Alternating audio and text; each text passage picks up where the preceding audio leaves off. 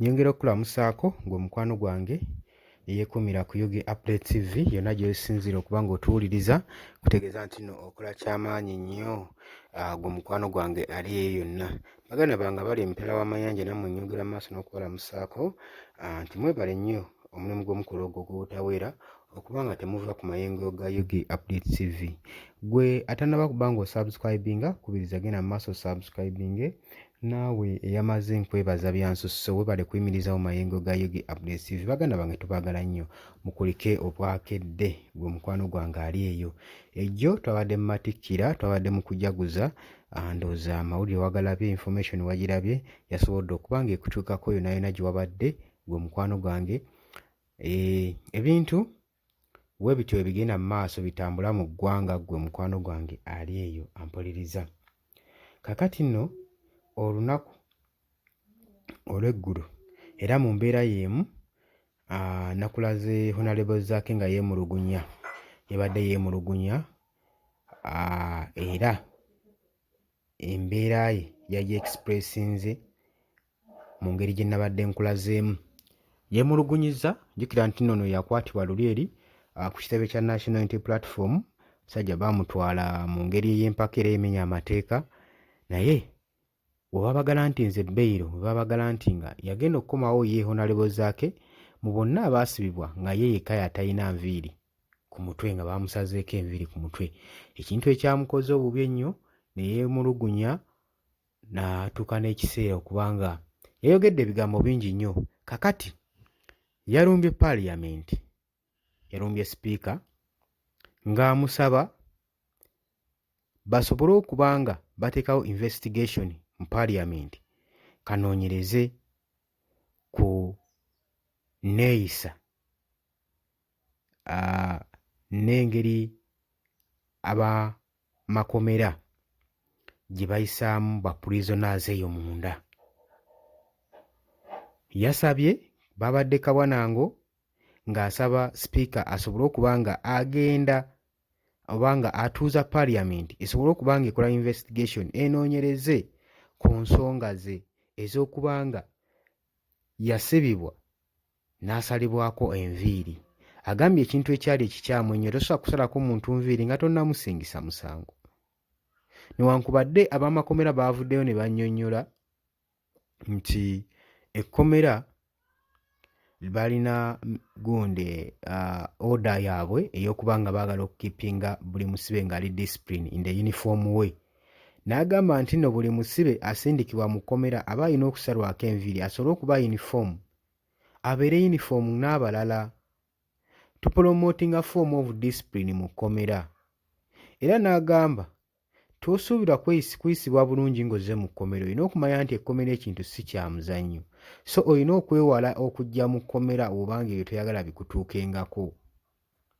Newankubadde ekyo tekyamuwaliriza era yayogedde ku nsonga ye n'agamba ayagala akakiiko akakola ku kunoonyereza kabeere nga kanoonyereza ku foomuzi zonna zonna, ku manners, ku ngeri yonna yonna ekkomera gye ligenda mu maaso n'okweyisaamu abasibe, kuyisaamu abasibe. N'agamba abasibe bali bayisibwa bubi n'abalala bali bamaze emyaka 5-6 tebalabanga wadde ku mulamuzi naye babasibye babadetaininga bali mu makomera tebabatwalangako yadde kusisinkana mu maaso ga mulamuzi yenna yenna, naye ng'embeera gye balimu mbi. Agambye embeera gye balimu nkyamu nnyo. Kino kisaanye kitunulwemu. Newankubadde Deputy Speaker Thomas Tayebwa yagambye nti yavuddeyo n'agamba nti nno buli luvannyuma lwa mwaka tuba tulina okuba nga tulisiivinga lipooti ku ngeri abasibe gye bayisibwamu n'engeri ekkomera gye litambuzaamu emirimu gyalyo, era lipooti eyo tugenda gisaba buli mwaka tubadde tugisabanga era kino kigenda kuba nga kiteekebwa mu nkola. Yagambye kino kigenda kuba kiteekebwa mu nkola. Honorable Francis Zaake kino tekyamumalidde, n'agamba nti nno tugenda tuteekawo engeri nnyingi nnyo y'okuba nga tulongoosa amakomera gasobole okuba nga n'abasibe babayisa mu nneeyisa ennungi, kubanga bangi abali abaakwatibwa nga tebalina misango, nga n'okubasalira tebannabasalira, nga tebamanyi na kyebavunaanibwa. Kati omuntu ng'oyo toyinza kkeera ku makya n'ogenda n'omusalako nviiri nga tonnamanya naki kimuvunaanibwa. Ekintu kye yavumiridde ennyo n'agamba kikyamu nnyo okubanga omusibe ayingira ekkomera ate n'abeera ng'ayisibwa bubi bw'atyo nga tannaba wadde okusalibwa omusango. Jjukira baganda baffe bangi nnyo naddala aba National Unity Platform ba Foot Soldiers be baakwata bali eyo mu makomera babadetaininga, abamu bamazeeyo emyaka kuva kali akalulu kampeyini z'akalulu kali akaggwa. Abaana bangi abaakwatibwa baabuzibwawo, abamu tebamanyikiddwako na mayitire gaabwe gye bali. Era tulaba nnyo ku social media ku mikutu nga abazadde bava bakomplaininga balaajana basobole okuta abaana baabwe baakwata, naye abaana baabwe tebabakubako kyamulubaale paka na kaakati.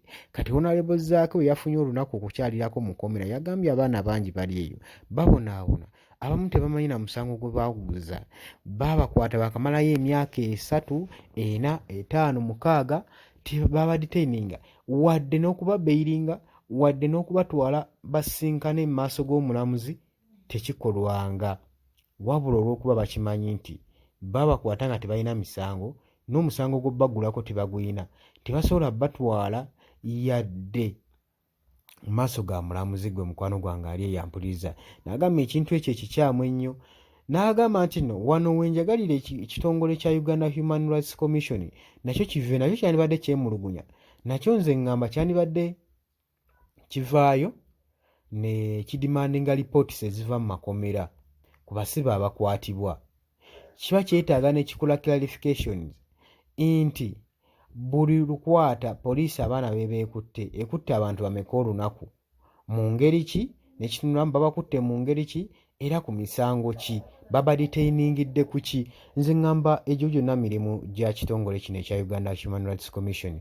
Oba Mariam Muwangadya nga bamuwa ekifo omulimu gwa ekifo nga tamanyi kikyagenda kukoleramu, ekyo nakyo kitegeera kubanga gy'emirimu gye, ekyo kye yandibadde anoonyerezaako. Twandibadde tetulimandinga nnyo na paaliyamenti, tetudimandinga nnyo na bitongole by'amakomera butya muyisibe engeri gye baba muyisizzaamu.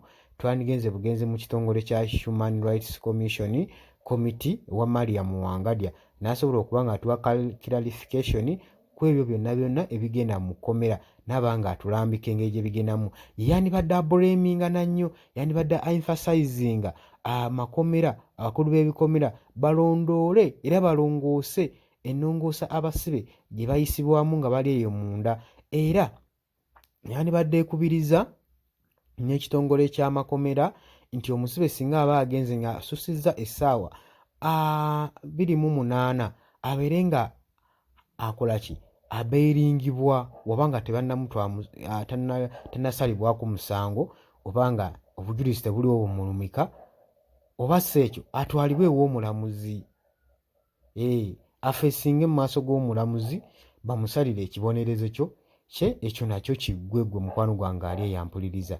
Naye Mariam Muwangadya ebyo byonna yabyesamba, alinga atali mu ggwanga, ebyo byonna tabiraba.